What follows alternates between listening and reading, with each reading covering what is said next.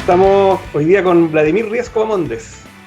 Vladimir, reconocido abogado ambientalista valdiviano, docente de la Universidad Austral. Ha sido también muy reconocido por llevar causas ambientales, diversas causas ambientales, no solamente en la región de Los Ríos, en distintos lugares, digamos, del país. Vladimir es un valdiviano y por ahí alguna vez mencionó que es un amante de las aves también. Como nos dijo alguna vez, le hubiera gustado ser ornitólogo, pero tenía mucha biología, así que mejor se dedicó a las leyes y al derecho. Y por eso le saco fotos, ¿no?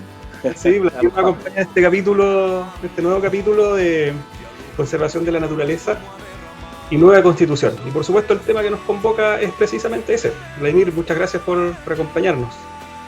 No, gracias por la invitación y por la oportunidad de poder compartir ideas en un momento tan importante de nuestra historia. Estamos en un momento muy crucial en donde tenemos que juntar todas estas ideas a las cuales le hemos dado curso en las noches, a veces pensando, y expresarlas en propuestas y en normativas, porque de esto va a depender el futuro.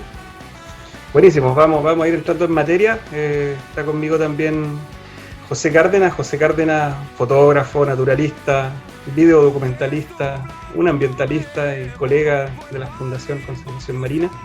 José. Hola, ¿qué tal? Muchas gracias, Claudio. Saludos, Vladimir. Noches a todos quienes nos acompañan desde su casa. Un importante tema como es la conservación. A nuestro colega Jaime, que siempre ha estado moderando estos programas, pero que hoy día lo atrapó una tormenta eléctrica severa en Puerto Montt, así que no logró llegar al programa, se quedó por ahí. Ojalá se pueda reconectar en algún minuto. Oye, mira, a propósito, Vladimir, de tu gusto por la ornitología y del fondo de José, que tiene unos zarapitos de pico recto ahí de fondo, te cuento que me llegó un video hoy día de Chiloé, de Curaco de Vélez, donde las bandadas grandes que migran desde Alaska hasta Chiloé estaban empezando a llegar, así que se viene la primavera en la mochila con los zarapitos. Bueno, entremos en materia, Vladimir. Nueva constitución. ¿Qué significa? ¿Qué oportunidad histórica? Tú hablaste de una oportunidad histórica. A ver, ¿cómo es esa? ¿Cómo la ves tú, esa oportunidad histórica? Bueno, sí, lo que pasa es que, la Constitución del 80 tiene un problema de legitimidad. Primero, es una Constitución ilegítima, fue impuesta en dictadura, luego fue siendo modificada con el tiempo durante los gobiernos de la Concertación.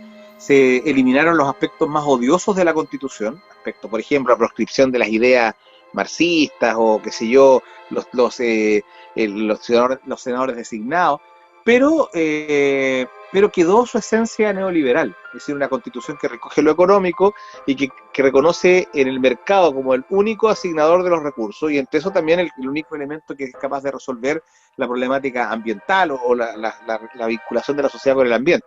Entonces, hoy día es un momento de quiebre porque el sistema en el que se sustenta este modelo institucional se ha ido resquebrajando, tiene falta de credibilidad. Hoy día el modelo dejó de crecer, ya está agotado prácticamente desde lo económico, pero también los recursos naturales que existen en nuestro país también se han visto fuertemente golpeados por él, y hay un aumento en la toma de conciencia de la población. Entonces hoy día la población quiere algo diferente. Los movimientos sociales ambientales en este caso están muy fuertes, están articulados, tienen una experiencia de trabajo grande. Entonces esa experiencia acumulada yo creo que hoy día permite plantear una propuesta de un modelo institucional distinto, ¿ya? Y que se plantee problemas, por ejemplo, como los derechos de la naturaleza, la protección de los bienes comunes, reformular el derecho a un medio ambiente libre de contaminación como está planteado en la Constitución del 80 y ampliarlo y enriquecerlo a un medio ambiente sano que contemple otros elementos, o incorpore derechos nuevos como el derecho al agua, ¿ya? Que son el derecho al agua recién fue reconocido formalmente en el año 2010, entonces incorporarlo a la Constitución expresamente. Entonces hay una serie de materias que se van a tener que incorporar y hoy es la oportunidad para hacerlo, y además lo vamos a poder hacer a través de un espacio democrático como en una asamblea constituyente, que se llama de otra forma, convención constitucional, pero en el fondo va a ser una asamblea constituyente. Claro. Oye, Vladimir, ahí tú pusiste un punto bastante técnico. Yo creo que muchos nos hacemos esa pregunta. ¿Cómo opera en una nueva constitución que queden asegurados estos derechos. Tú hablaste, por ejemplo, los derechos de la naturaleza, ¿no? El derecho al agua. ¿Quedar eso explícito? ¿Cómo funciona, digamos, en una estructura de una constitución para que luego efectivamente existen leyes que operen en consecuencia con lo que queda ahí redactado? ¿Cómo es ese proceso? Bueno, la Constitución tiene dos grandes capítulos, dos grandes partes, porque tiene muchos capítulos, dos grandes partes, una parte orgánica y una parte dogmática. La parte orgánica establece la estructura del Estado, los poderes del Estado, quién forma el Poder Judicial, qué pasa con el Ministerio Público, con el Congreso Nacional, el Ejecutivo, esa es una cosa. Y otra es la parte dogmática, que establece tiene dos patas a su vez. Una, los deberes del Estado, que son las bases, que está dentro del capítulo bases de... ¿Qué carga tiene el Estado? ¿Cuál es su obligación? La Constitución hoy día dice proteger a la población.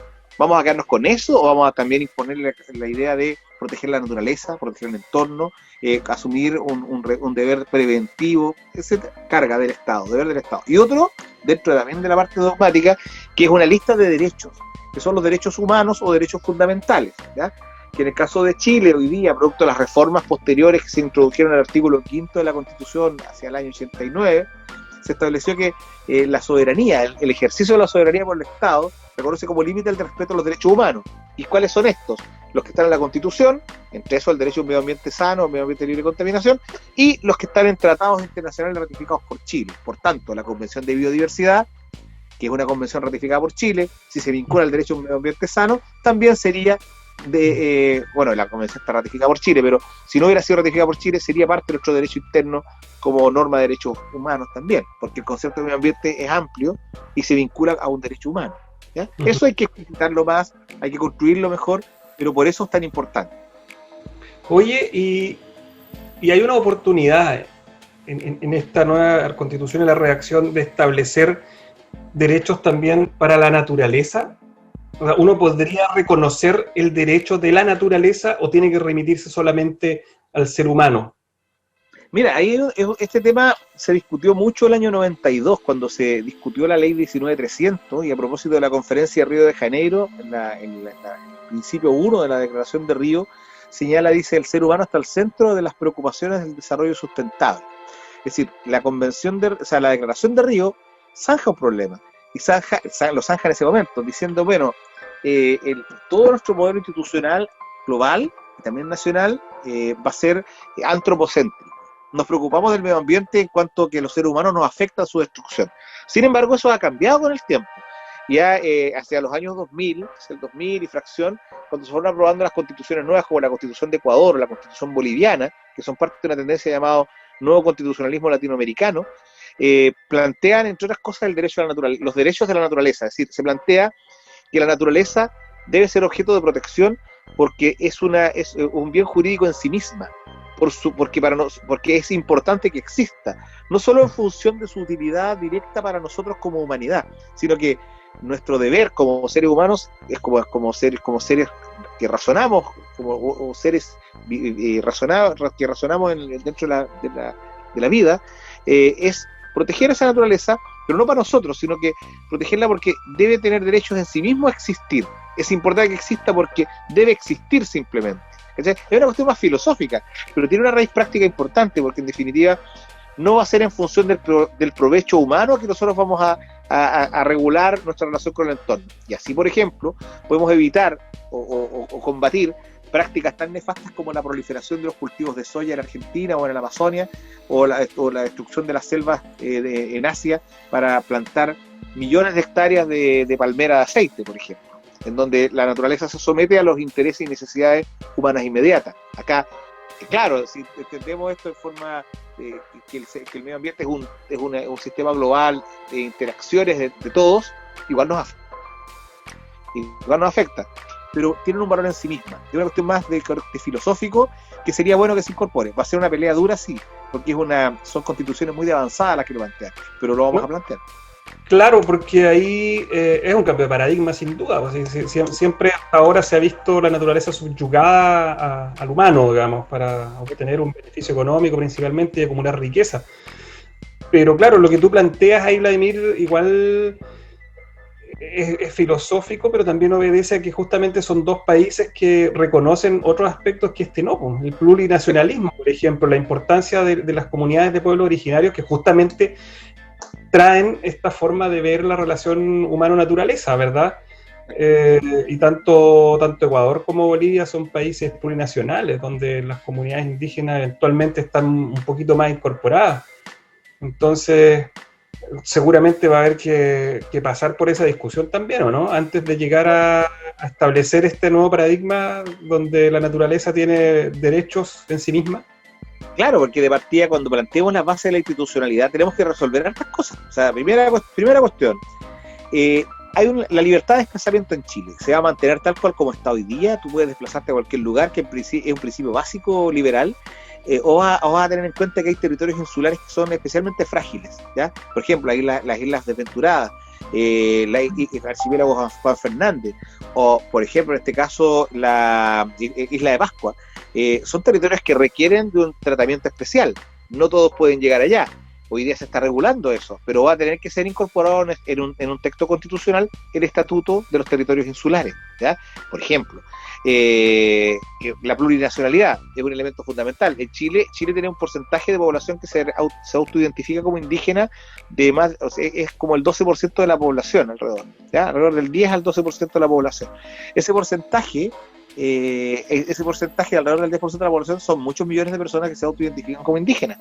Y por lo mismo, entonces, la solución del conflicto, que hoy día se le llama conflicto de la Araucanía, que es un conflicto que viene de nuestro pecado original como país, que fue esta ocupación violenta del territorio al sur del Biobío, va a tener que resolverse a través de un nuevo pacto. Y ese nuevo pacto va a implicar el reconocernos como un Estado plurinacional, en donde el Estado ya no es el Estado de la nación chilena, sino entender que hay varias naciones. Los mapuches, por ejemplo, son una nación. Los chilenos, nosotros tenemos otros elementos, somos una nación distinta, pero estamos unidos por el mismo Estado, ¿ya? Y el Estado, por tanto, no se identifica con la nacionalidad, sino que se identifica con un pacto distinto que permite que jueguen estas dos nacionalidades y que jueguen todas las escalas de valores, pero también tendrá que ser multicultural.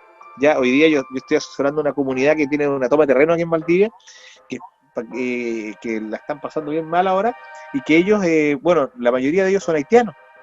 Y esos haitianos son trabajadores que cotizan, gente que paga sus impuestos, gente que muy apegada a la legalidad, con bastante educación, gallos bien preparados, bien trabajadores, gente bien buena ley, y que ellos, pero son distintos a nosotros, pues tienen otro bagaje cultural. Chile es un país multicultural, ya también, y cada vez lo va a hacer más. Entonces, ese elemento también está en las bases de la institucionalidad que se quiera crear. Y en esas bases, yo creo que el principio del buen vivir podría ser incorporado perfectamente como un principio más. El principio del buen vivir en sus diversas tradiciones. Claro, a eso justamente quería llegar, pues, al concepto del vivir, a la cosmovisión que justamente establece esta idea de que la naturaleza y el ser humano están al mismo nivel, ¿no? Y no hay ni uno sobre el otro, digamos. Incluso la naturaleza está más arriba, digamos, que el propio ser humano. ¿Cómo ves tú que las corrientes más desarrollistas se van a oponer a esto? ¿Cuál es la estrategia que tú visualizas para poder efectivamente incorporar? ¿Cuáles son los elementos claves que tú visualizas para poder incorporar este paradigma donde los seres humanos y la naturaleza están a un mismo nivel, donde la naturaleza gozará de mayores respetos, donde la conservación sea un derecho humano, un derecho básico, digamos, y no solamente tener derecho a vivir en un medio ambiente libre de contaminación, que es bastante pobre ese derecho. Siempre quedó corto en todo esto. Claro, es que por un lado en las bases de la institucionalidad se va a tener que consagrar este principio como un principio ordenador del Estado, pero también al redactar el derecho, en el catálogo de derechos fundamentales, el derecho a un medio ambiente libre de contaminación, eso hay que actualizarlo, hay que transformarlo radicalmente.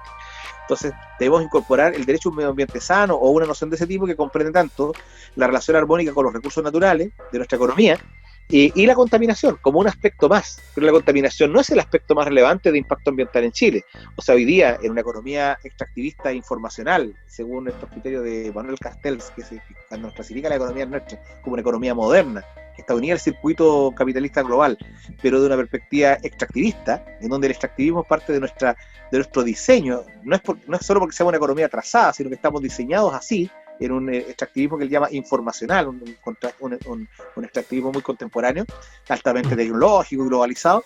Si queremos cambiar eso radicalmente, eso implica un cambio en la relación con el entorno, y ese cambio en la relación con el entorno implica redactar de manera distinta. El derecho de los habitantes del territorio de la República va a ser a disfrutar en un plano de igualdad de todos los componentes ambientales, de los bienes ambientales, de los activos y de los pasivos ambientales, ¿ya? De ambos elementos. Entonces, eso va a implicar esos dos elementos a considerar, ¿ya? Entonces, ahí también hay otra situación importante que debemos considerar. No, es buenísimo. Mira, estaba pensando, bueno, José está bastante vinculado a grupos que están preocupados por los glaciares, ¿verdad? Si el agua en sí misma no es un derecho casi, la situación de los glaciares puede ser mucho peor. No sé, José, ahí tú tienes más experiencia. Cómo se va desarrollando eso en el marco de una nueva constitución, y para que luego Vladimir nos comente, digamos, cómo se hace para dejar ese tipo de situaciones como el agua, como glaciares, como esos elementos socioambientales claves del desarrollo asegurados. Claro, sin duda. Bueno, si bien es cierto, la constitución ambiental no ha cambiado, poco y nada protege el medio ambiente, se ha vuelto mucho más burocrático con el tiempo, creando nuevos servicios para que el ciudadano prácticamente no entienda nada, burocracia pura. La mentalidad extractivista que tenemos hoy en día, que quiere la minería, que todo es extraer. Todo lo que queremos extraer acá con el famoso modelo que destruye, mata, contamina mucho. Lo que pasa en el norte, por ejemplo en Calama, lo que está pasando con el caso de Barrick, con Pascualama, con la destrucción de los glaciares y la sequía de toda esa zona, la gente que tiene una calidad de vida pero pésima. Y las empresas logran muchos ingresos por vender los famosos minerales, porque no paga por los minerales, esos están ahí, en el cerro. No es como una fábrica que uno tiene que comprar todos los insumos. Entonces, el título de Chile país minero, eso ya dejó de ser hace bastante rato. Realmente en Chile son agricultores, tenemos muchos valles hermosos, están algunos secando con el famoso el tema de las paltas, los recursos forestales, la pesca.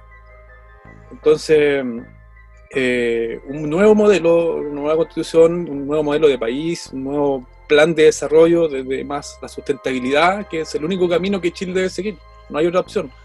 Un modelo de economía ambiental, como alguna vez lo propuso Sara Larraín y Manfred Max Neef.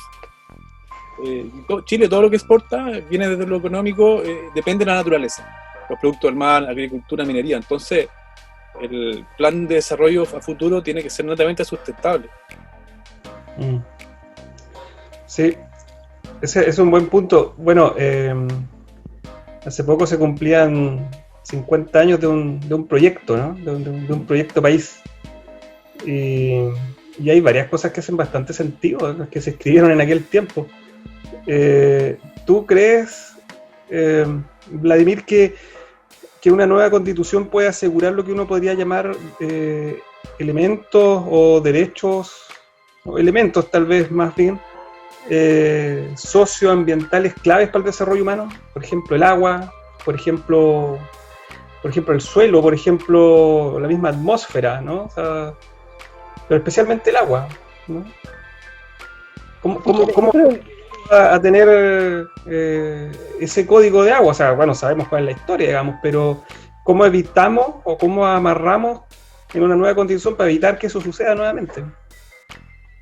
Yo lo que veo complicado, o sea, yo creo que nosotros tenemos que partir de la base que la Constitución es el inicio de un camino, es un aspecto, es una regla general que establece cómo se organiza la economía y el país, cómo se estructura la economía, contrato, cómo se estructura la política y todo. Pero todo eso se desarrolla luego a través de un conjunto de normas de rango legal que están subordinadas a la Constitución.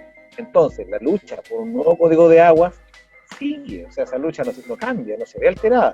Lo que sí hay que lograr en este caso es que no exista una disposición como el 1924, inciso final de la Constitución, que establece el derecho de propiedad sobre los derechos de aprovechamiento de agua y que impide, en este caso, que impide que el Estado pueda recuperar las aguas para distribuirlas para un uso más adecuado, o que permite la especulación con los derechos de aprovechamiento de aguas. Ahora, todo ese entramado normativo fue elaborado en dictadura, lo que fue una gran facilidad para los amigos del neoliberalismo. Entonces, fue aprobado en dictadura y en el marco de la dictadura militar se impuso al resto de la población, ¿ya? Entonces, ¿cuál es el problema? Hoy día nosotros tenemos que estar en democracia, en donde todos los actores que son favorables al modelo van a poder expresarse, y también los que estamos por una mirada alternativa, también tenemos que expresarnos y unirnos y trabajar coordinadamente.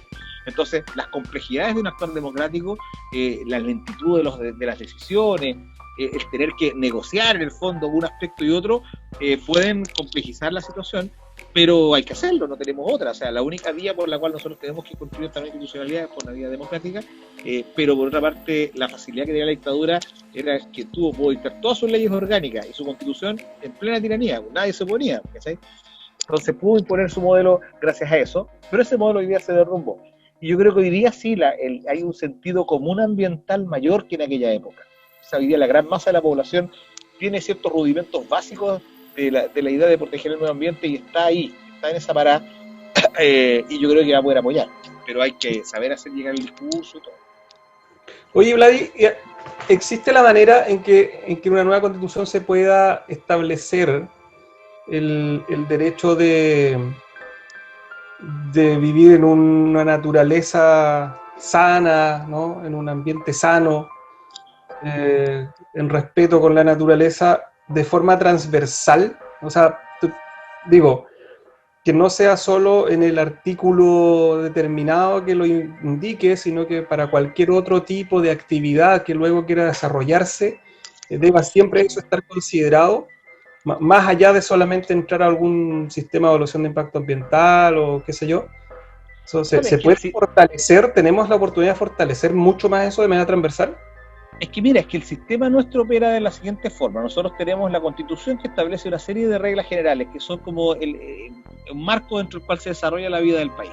Luego, muchas de esas normas son de aplicación directa, ¿ya? Que eso ya es un avance en el constitucionalismo actual. A través de podemos interponer un recurso de protección cuando una acción es ilegal y arbitraria. Eso está hoy día, ¿ya? Eso mismo se puede profundizar, porque hoy día el recurso de protección ambiental está regulado de manera discriminatoria, de forma muy débil. Entonces el recurso de protección ambiental se establece en forma excepcional, y se le ponen más requisitos que a los otros derechos. Por ejemplo, el recurso de protección por derecho de propiedad es mucho más fácil de presentarse que por materias ambientales, ¿ya?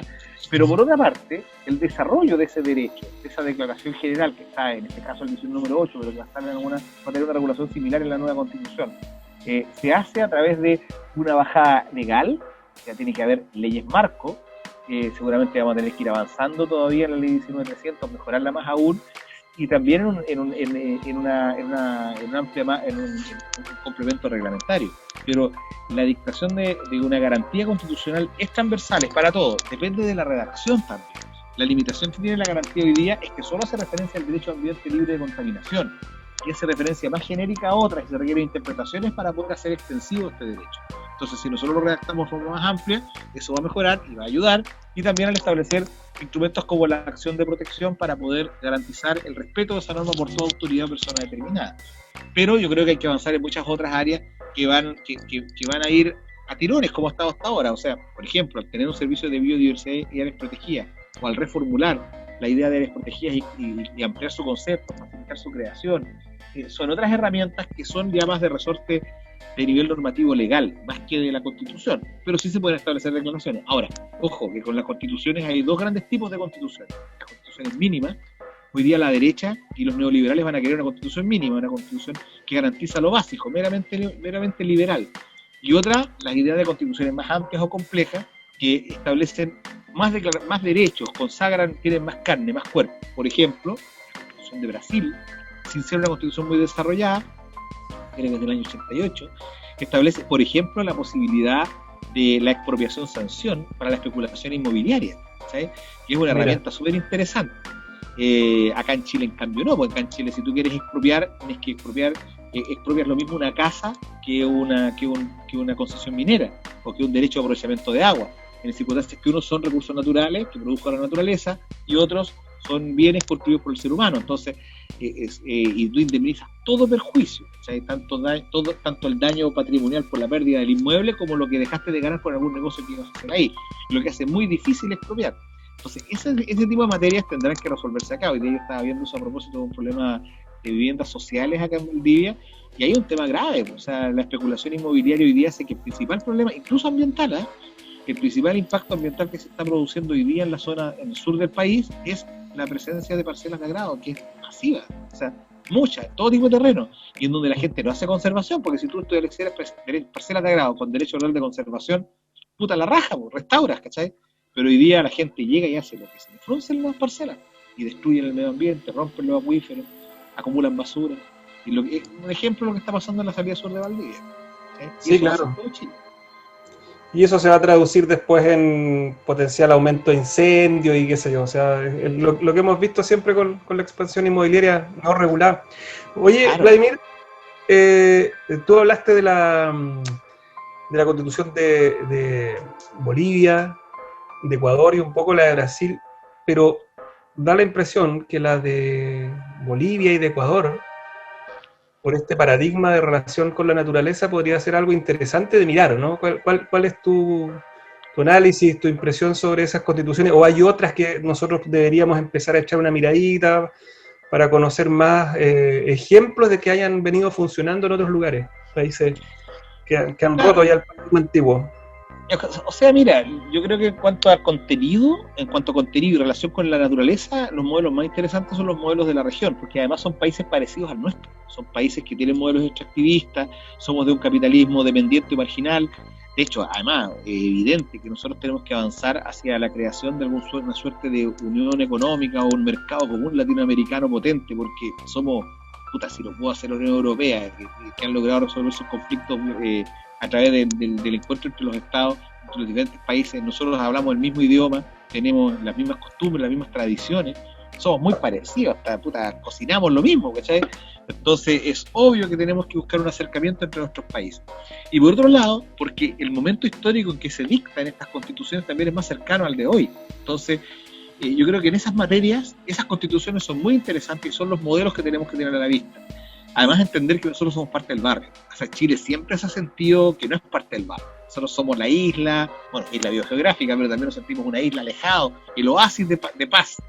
Y bueno, y con la cagadita que quedó a partir del 18 de octubre se vio que en realidad no era tan así. O sea, somos un país latinoamericano más, lleno de las mismas contradicciones que tiene, y por tanto tenemos el mismo camino. Entonces yo creo que hay que fijarse en esas constituciones y en esos modelos, que son los más avanzados. Pero ojo, que lo que está ocurriendo en esos países hoy día refleja también un drama latinoamericano. Nosotros tenemos una política pendular. Pasamos de una postura A a una postura B.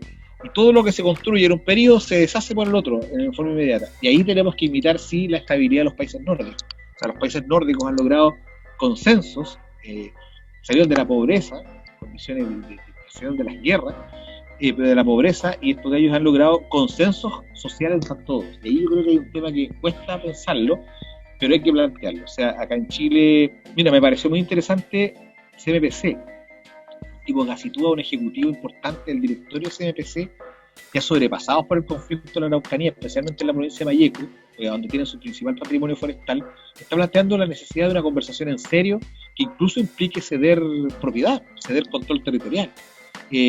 Por ejemplo, pienso yo, ¿por qué no asumir un plan de restauración de cuencas hídricas en todos los terrenos forestales, cumpliendo con las exigencias de la ley de bosque del año 31? O sea, estamos exigiendo una cuestión de casi un siglo atrás, que se cumpla, que no se ha cumplido nunca, y establecimiento de zonas buffer dentro de todos los grandes predios forestales. Eso se puede lograr perfectamente. Y yo estoy seguro que si las grandes empresas quieren seguir haciendo negocio en nuestro territorio, van a tener que hacerlo, porque de lo contrario van a tener que irse a la zona, o su economía va a ser inestable. Entonces nosotros como país tenemos que replantearnos una suerte de acuerdo nacional, de donde estén todos, porque la única forma de garantizar que estas políticas de protección no queden una mera declaración y venga otro gobierno y cambia todo, ¿sí? Entonces tenemos que dar estabilidad. Entonces ahí tenemos que copiar las normas revolucionarias y avanzadas de los países de la región, pero yo creo que también en un marco de estabilidad y de largo plazo, como lo que han logrado los países nórdicos. Yo siempre le digo a los cabros, yo no me imagino que los milicos de Suecia estén pensando en dar un golpe de Estado o estén asustados porque los pacos de Noruega van a apalear mucho a la gente y después se van a cuartelar, ¿cachai? Bueno, esa misma situación tenemos que vivirla nosotros. Sí. En base a esto, estaba, por ejemplo, la polémica estos días sobre el acuerdo de Escazú, que es el acuerdo de Escazú, es el acceso a la información, la participación pública y el acceso a la justicia en asuntos ambientales de América Latina y el Caribe.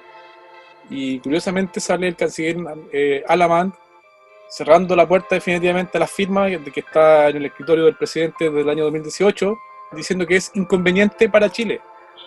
Ahí podemos darnos cuenta de que finalmente el gobierno de turno demuestra que no tiene ningún compromiso ni con la participación ciudadana ni con la protección del medio ambiente. O sea, ¿con qué cara organizamos la COP25?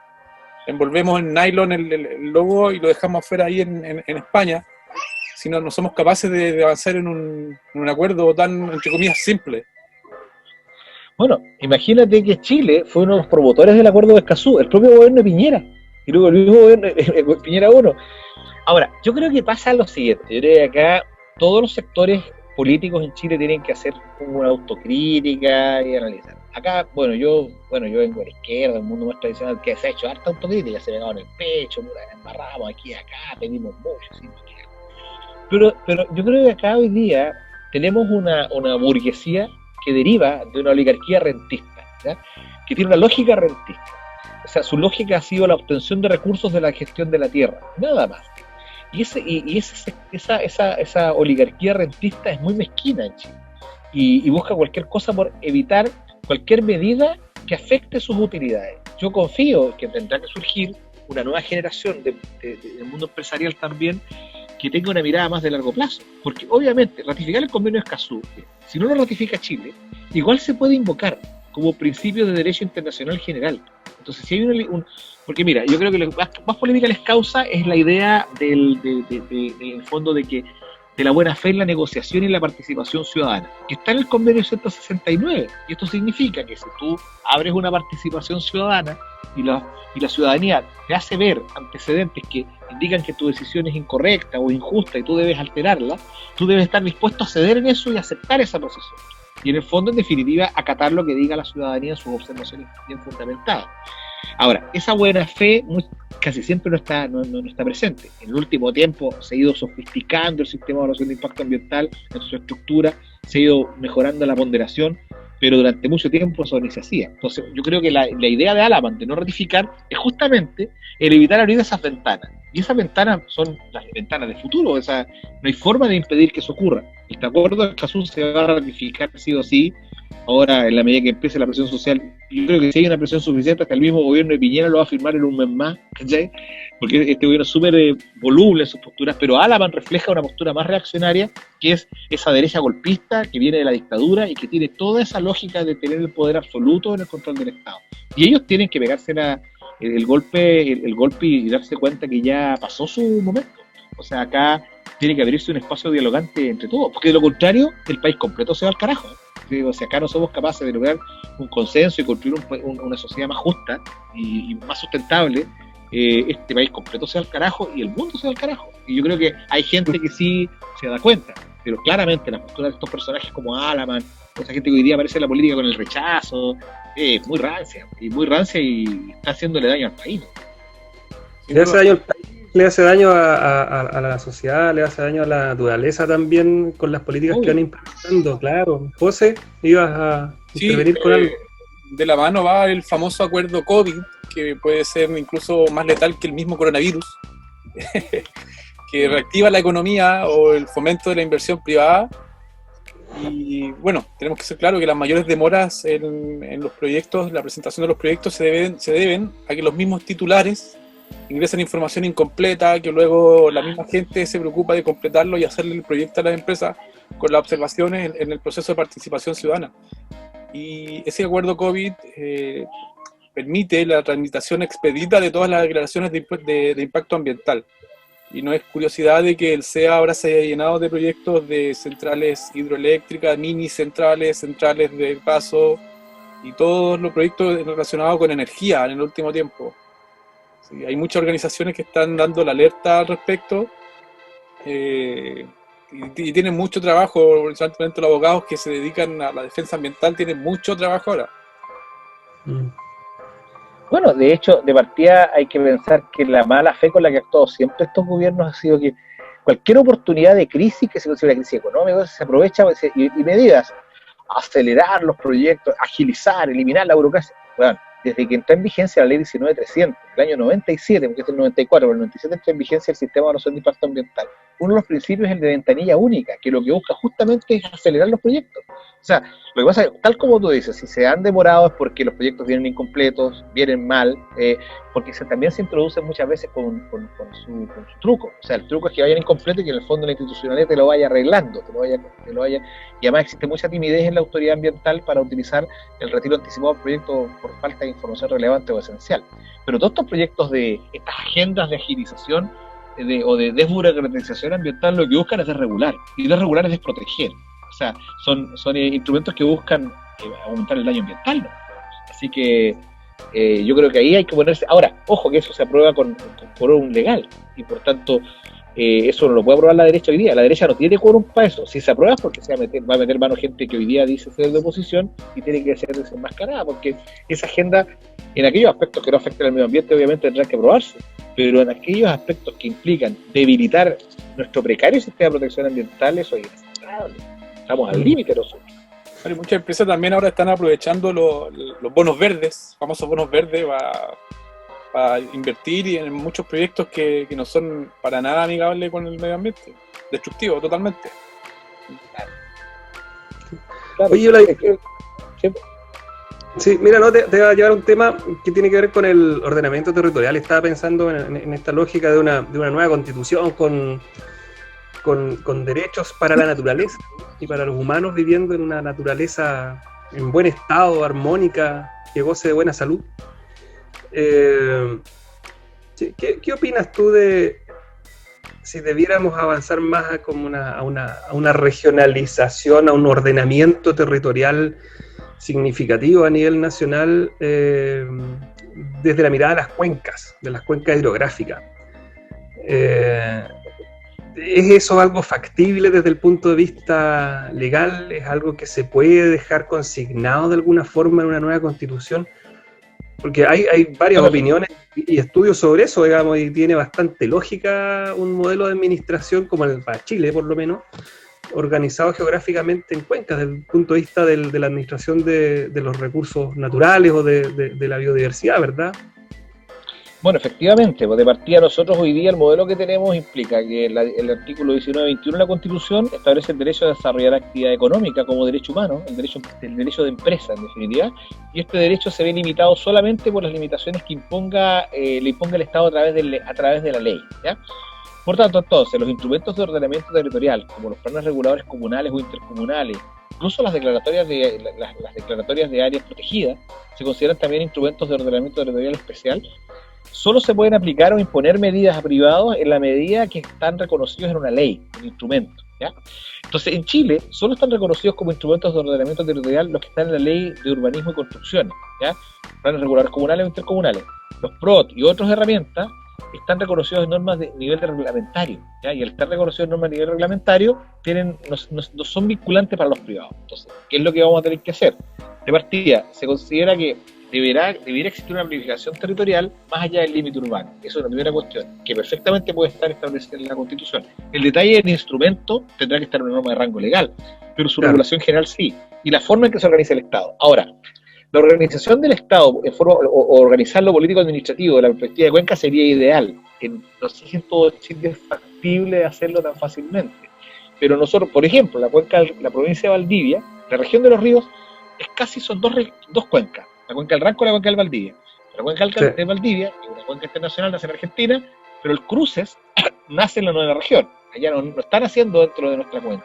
Entonces, la política de gestión integrada de cuencas, como enfoque, no se cumple ahí. Y viendo ese tema, podría estar perfectamente reconocido como base en la institucionalidad que el ordenamiento territorial se hará desde una perspectiva también o desde un enfoque de gestión integrada de las cuencas hídricas, que luego deberá ser recogida por el nuevo Código de Agua. El Código de Agua nuestro es el único que no recoge ese enfoque en América Latina. Todos los códigos de agua lo recogen. El único que no es. Mira, hay una buena oportunidad ahí entonces. Sí puede. Hay que precisar los conceptos, hay que hacer hartas cosas, pero es una pega que tenemos que hacer todos nosotros. Por eso es tan importante este programa. Sí, pues, esa es la idea, justamente es invitar a reflexionar, ¿no? Y qué bueno que me hace recordar, que debo recordar, que estamos en el programa Conservación de la Naturaleza y Nueva Constitución con Vladimir Riesco, abogado, especialista en temas ambientales, docente de la Universidad Austral, y con mi colega José Cárdenas de la Fundación Conservación Marina también. Oye, Vladimir, hace poco tuvimos un invitado con el que buscamos desarrollar la idea de qué tan vinculante, actualmente no son vinculantes, pero qué tan vinculante podría llegar a ser en un escenario de una nueva constitución los procesos de consulta ciudadana, en lo particular para temas ambientales. O sea, hoy día tú sabes mejor que nosotros que el sistema de evaluación de impacto ambiental obliga, ¿verdad?, a hacer un proceso de consulta ciudadana. Se le pregunta a la gente, se le pregunta al territorio, la gente dice no, y al final se instala igual nomás el proyecto de inversión que se quería hacer. ¿Es eso materia de modificación en una nueva constitución o es más bien una regulación posterior?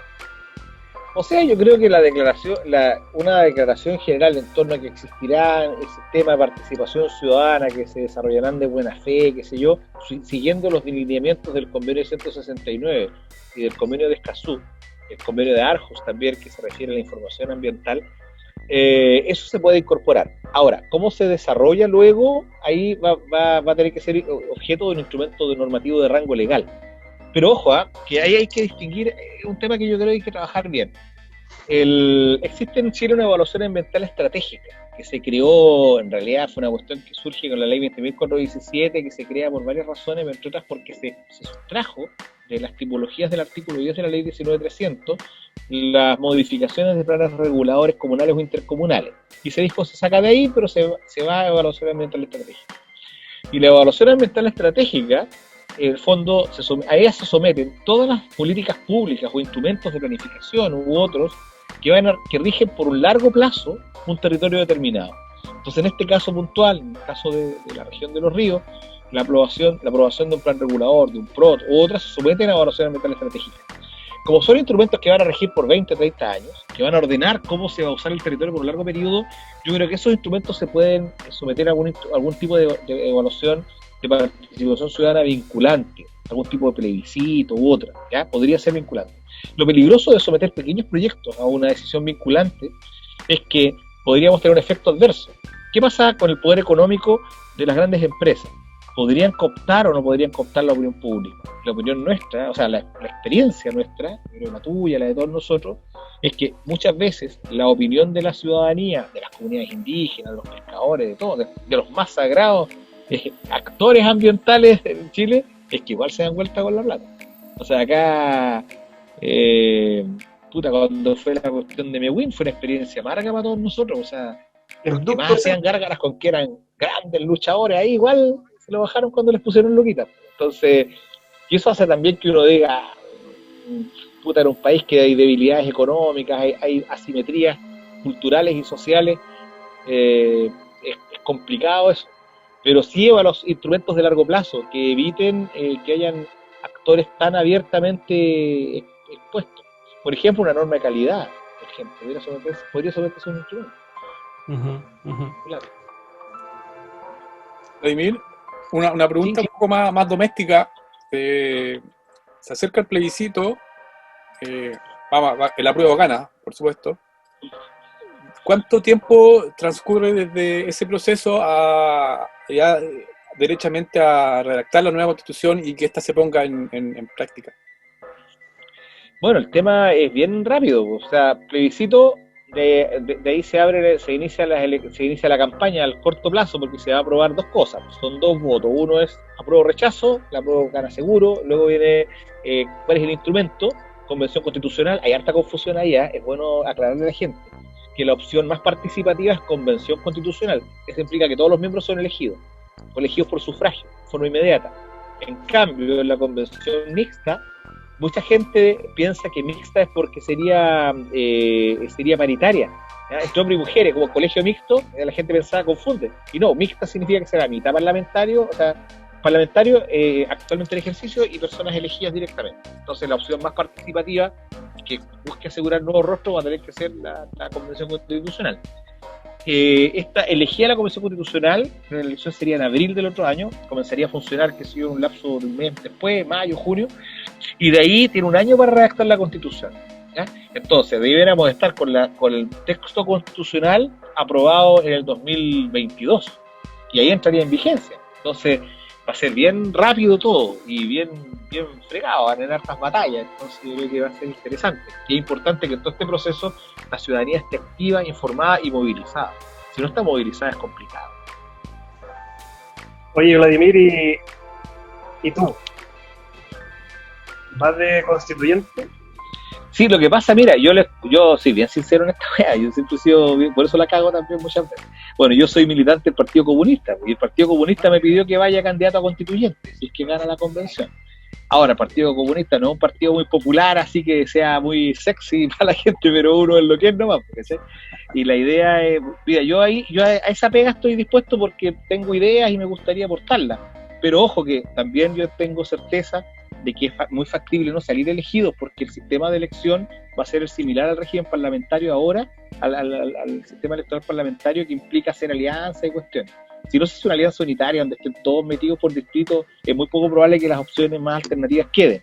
¿Cuál es la pega ahí? No picarse y irse para la casa, sino que tenemos que abocarnos fundamentalmente a hacer nuestro banco de ideas y planteárselo a los constituyentes que se sean elegidos y trabajar con ellos en una búsqueda de un criterio unitario para que esas ideas sean llevadas a la Constitución. O sea, acá la idea es ojalá elegir gente que tenga más sensibilidad al tema, sería la raja, pero si no es así, nosotros tenemos que estar todos de cabeza sobre los constituyentes elegidos y bombardearlos con ideas. O sea, acá tenemos que tirar ideas, ir a las discusiones son abiertas, te invitan a participar, e ir ahí, exponer, estar exponiendo, llevar documentos, o sea, acá viene mucha pega para todos nosotros. Ahí hay mucho de educación que hacer, ¿no? De cómo funciona. O sea, la mayoría de nosotros nunca vivió esto. O sea, no. Nunca se vivió en la historia de Chile. Nadie lo vivió. Y nunca había una constitución democrática. Claro. Todas las han sido impuestas. Y la mayoría fueron militares también las primeras. Entonces ahí no había mucho que hacer. En un saloncito cerrado. En crisis. Claro. Además. Crisis, guerra. Oye, ¿Qué crees tú que es lo más relevante al momento de elegir los constituyentes? Estoy pensando en el público que nos ve, digamos. ¿Cuál es el rol del constituyente de manera así sumamente práctica? ¿Qué se espera de un constituyente? O sea, yo creo que el constituyente expresa una opinión pública, porque debe que ser gente que refleje temas. O sea, acá lo ideal sería que, por ejemplo, el movimiento No Más FP, que es un movimiento súper importante, vasto, que ha trabajado este tema previsional, elija constituyente, que alguien de ese mundo salga elegido constituyente y que pueda ejercer o expresar esa opinión multitudinaria. La gente que trabaja en el área de la salud, qué sé yo, o sea, y en el mundo ambiental va a tener que ser capaz de generar uno o varios constituyentes que nazcan de ese mundo, del mundo ambiental. Entonces, la función del constituyente es un representante, un delegado de los que lo eligen con un mandato limitado. ¿Cuál es el mandato limitado? Hacer la constitución. Y de ahí te vas para la casa, ¿ya? Incluso quedas inhabilitado para cargo de elección popular por un periodo largo. Entonces, la pega es ir a redactar la constitución. Pero, ojo, que en ese proceso la persona no puede actuar sola, porque tiene que actuar recogiendo los insumos que le entrega a todo este colectivo y someterlo a discusiones con ellos. Ahora, ese proceso va a depender del constituyente. Algunos serán más participativos. Eso te iba a preguntar, no es una cuestión obligatoria ese proceso de redacción conjunta. Ya. Depende del constituyente. Por eso también es importante que la gente entienda que esto es necesario y hay que comprometerse en este proceso. Y por eso digo yo, más allá de que la gente salga o no salga, o sea, dejémosle, a mí me va a tirar el Partido Comunista, yo salgo, la raja, hago la pega, voy a hablar con toda la gente, y los que cacho, vamos a tirar el tema. Pero si no salgo, ¿qué hay que hacer?